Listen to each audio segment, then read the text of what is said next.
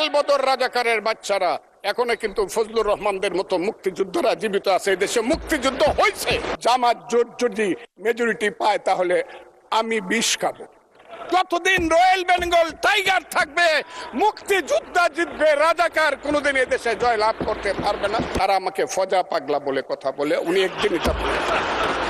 মুক্তিযোদ্ধা পরিবারের লোক কেউ জামাত করতে পারে না। আমি আজকে আপনাদের কাছে বলতে চাই, মুক্তিযুদ্ধ এত সহজ জিনিস না। আপনি যে এখানে বসে আছেন, আপনি যে সালুটি করে যুদ্ধ করেছিলেন 4 দিন, কত লোক মারা গিয়েছে, কত সন্তান শহীদ হয়েছে। একটা বন্দুকের আওয়াজ, একটা কামানের আওয়াজ সিলেটে হয়েছে, আর আমি ময়মনসিংহে বসে সেই আওয়াজটি শুনেছি। আখাউড়াতে সেই নদীতে যে যুদ্ধ হয়েছে, যে যুদ্ধে নেতৃত্ব দিয়েছে খালেদ মুশাররফ, হায়দারেরা, সেই শব্দ আমার বাড়ি থেকে 100 কিলোমিটার দূরে সেই শব্দ আমি শুনেছি। ওই যে ধানুয়া কামালপুরে কর্নেল তাহেররা যুদ্ধ করেছে, সেই যুদ্ধের সংবাদ শব্দ আমি কিশোরগঞ্জ থেকে শুনেছি। 11টা সেক্টর ছিল। 1 নম্বর সেক্টর কমান্ডার জিয়াউর রহমান, 2 নম্বর খালেদ মুশাররফ। জিয়াউর রহমান যখন ব্রিগেড কমান্ডার হলেন, তখন কমান্ডার হলেন সেইখানে। ওই ফেনীর যুদ্ধ, জাফর ইমামদের আজকে যাই করুক তারা, বিলুনিয়ার যুদ্ধ তো আমরা বলবো না। 2 নম্বর সেক্টর কমান্ডার খালেদ মুশাররফ হায়দার, 3 নম্বর সেক্টর কমান্ডার শফিউল্লাহ, 4 নম্বর সিআর দত্ত, 5 নম্বর মীর শৌকত আলী, 6 নম্বর MK বাশার, 7 নম্বর কাজী নুরুজ্জামান, 8 নম্বর MA মঞ্জুর, 9 নম্বর MA জলিল, এবং সর্বশেষ 11 নম্বর হইল কর্নেল তাহের, যার পা চলে গিয়েছিল। সেই যুদ্ধ, যে যুদ্ধে সারা পৃথিবী জড়িত ছিল, যে যুদ্ধে ইন্ডিয়া 3রা ডিসেম্বর 1971 সনে আমাদেরকে সহযোগী করার জন্য অংশগ্রহণ করেছিল, এবং তার হাজার হাজার সৈন্য এই মাটিতে রক্ত দিয়ে গেছে। এবং যে ইন্ডিয়া আমাদের দেশের স্বাধীনতার জন্য বঙ্গোপসাগরে যে 7ম নৌবহর এসেছিল, আমেরিকার বিশ্বযুদ্ধের রিস্ক নিয়েছিল। আমাদের জন্য সোভিয়েত ইউনিয়নের বদল 3টা ভেটো দিয়েছিল, তা না হলে আমাদের দেশ স্বাধীন হতো কিনা সন্দেহ ছিল। সেই মুক্তিযুদ্ধের সঙ্গে যখন 1 মাসের গণ আন্দোলনকে তুলনা করা হয়, তখন মুক্তিযুদ্ধকে ছোট করা হয়। আমি মনে মনে ভাবি, হয়তোবা আমি মরে গেলেই ভালো হতো। আমি আজকে আপনাদের কাছে প্রশ্ন রাখতে চাই, 5ই আগস্টের পরে কি হলো? আমাকে একটু 5ই আগস্টের পরে কি হলো আপনারা জানেন? এইখানে ইউনূস সরকার ছিল, আমি শিল্পকলার সামনে থাকি। একটা গান হইতে পারে নাই, একটা নাটক হইতে পারে নাই, একটা লালনের গীতি হইতে পারে নাই, একটা বাউল গান হইতে পারে নাই। সব কিছু কালো শক্তি ধ্বংস করে দিয়েছিল। তারা বলেছিল কোন মুক্তিযুদ্ধ হয় নাই। 47-এর যুদ্ধ হয়েছে, আর 24-এর যুদ্ধ হয়েছে, আর 71-এ গন্ডগোল হয়েছে। সেই দিন মুক্তিযোদ্ধা হিসাবে আমি বলেছিলাম, আমি বলতে পারবো কিনা কথাটা আপনি, এই আলবদর রাজাকারের বাচ্চারা, এখনো কিন্তু ফজলুর রহমানদের মতো মুক্তিযোদ্ধারা জীবিত আছে। এই দেশে মুক্তিযুদ্ধ হয়েছে। মুক্তিযুদ্ধ সত্য, 30 লক্ষ লোক জীবন দিয়েছে, এটাও সত্য। এই যুদ্ধের মধ্য দিয়ে আমরা সেদিন তাদের সঙ্গে যুদ্ধ করেছি। আমার বাড়ির সামনে মব হয়েছে আমাকে হত্যা করার জন্য। সেদিন আমি আজকের পুলিশকে ধন্যবাদ দিলাম, আজকের মিলিটারিকে ধন্যবাদ দিব। 10 মিনিটের মধ্যে আমার বাড়ির সামনে তারা গিয়ে উপস্থিত হয়েছে আমাকে বাঁচানোর জন্য। অনেক চক্রান্তের মধ্য দিয়ে ইলেকশন হয়েছে। সেই ইলেকশনে তারা কি করেছে, আজকে যারা আমার ডান দিকে বসে আছে তারা কি করেছে? একদিন তো আমরা ভাই ছিলাম নাকি? তারা যা করেছে সেটা কল্পনা করার মতো না। যত চক্রান্ত করেছে, সেই চক্রান্তের ভিতর দিয়ে যখন তারা প্রচার করতে শুরু করলো তারা বাংলায় 2/3 মেজরিটি পেয়ে তারা পাস করবে, আমি হতভাগা ফজলুর রহমান বলেছিলাম, জামাত জোট যদি মেজরিটি পায় তাহলে আমি বিষ খাবো। এই কথাটা আমি বলেছিলাম, আমি বিষ খাবো। হ্যাঁ, কথাটা সত্য, আমি বলে যাচ্ছি।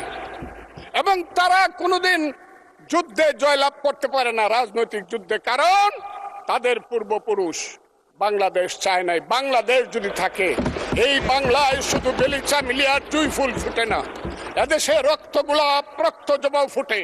এদেশের জঙ্গলে শুধু কোকিল ডাকে না, এদেশের জঙ্গলে রয়্যাল বেঙ্গল টাইগারও থাকে। যতদিন রয়্যাল বেঙ্গল টাইগার থাকবে মুক্তিযোদ্ধা জিতবে, রাজাকার কোনোদিন এদেশে জয় লাভ করতে পারবে না। আমি চ্যালেঞ্জ করে বলে গেলাম। আমি আজকে আপনাদের সামনে আরো কিছু বলতাম, কিন্তু আমি টাইমটা দেখতেছি, আরেকটা কথা বলতে চাই। আমি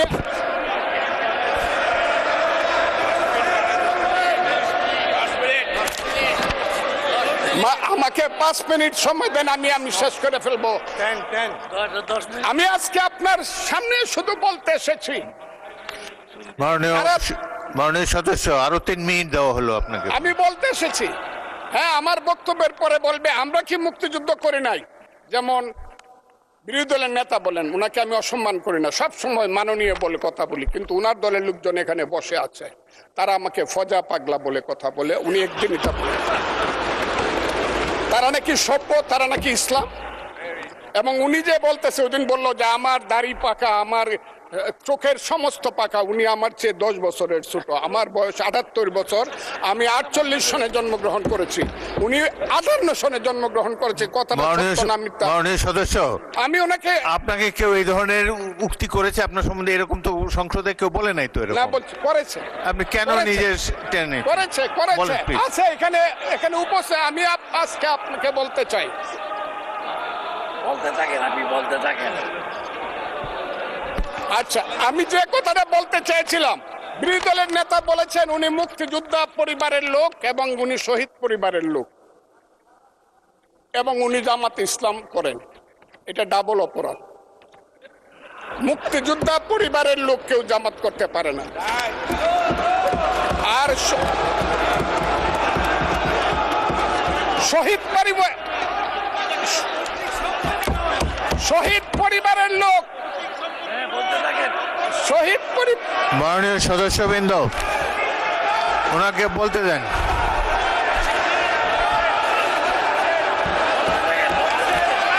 মাননীয় সদস্যবৃন্দ, অর্ডার। আপনারা শৃঙ্খলা রক্ষা করুন। মাননীয় সদস্যবৃন্দ, সংসদে শৃঙ্খলা রক্ষা করুন। মাননীয় সদস্য ফজলুর রহমান, আপনি শেষ করুন, কষ্ট পাইতেছেন, বক্তব্য শেষ করুন। আমি আবারও বলে রাখলাম, শহীদ পরিবারের লোক তো জামাত করতেই পারে না, আর জামাত করলে ডাবল অপরাধ করতেছে। 2, তাহলে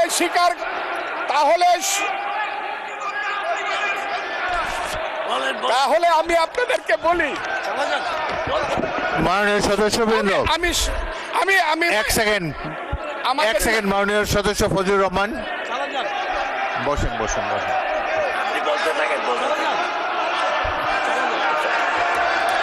আমি আপনাদেরকে মাননীয় সদস্যবৃন্দ, প্রোটেকশন আশা করতেছি।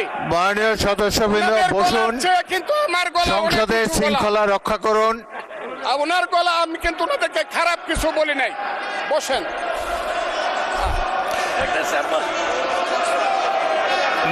মাননীয় সদস্য ফজলুর রহমান, আপনি একটু অপেক্ষা করুন। আপনি বলতে থাকেন না।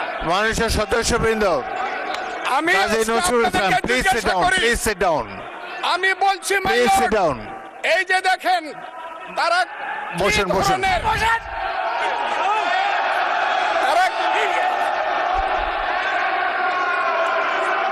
তারা কি ধরনের আচরণ করছে। আচ্ছা, আজকে তাদেরকে, মাননীয় সদস্যবৃন্দ, একটু মনোযোগ দিয়ে আমার কথাটি শোনার চেষ্টা করুন।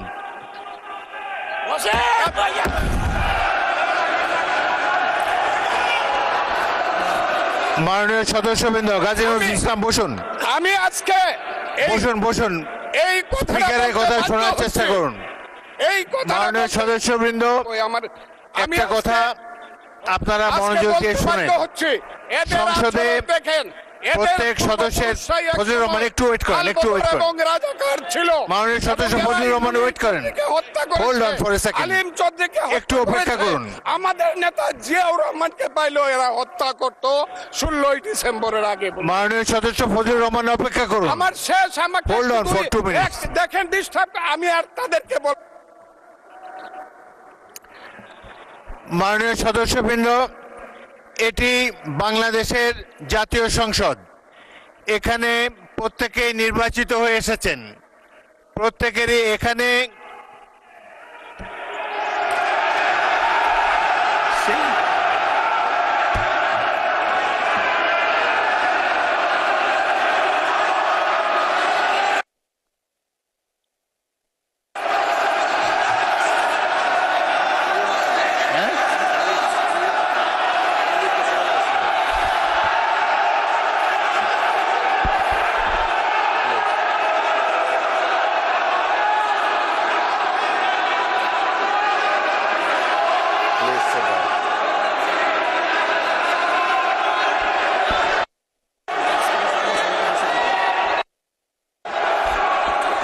মাননীয় সদস্যবৃন্দ,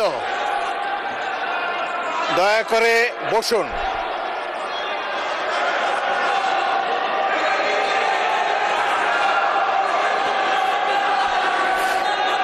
মাননীয় সদস্যবৃন্দ বসুন।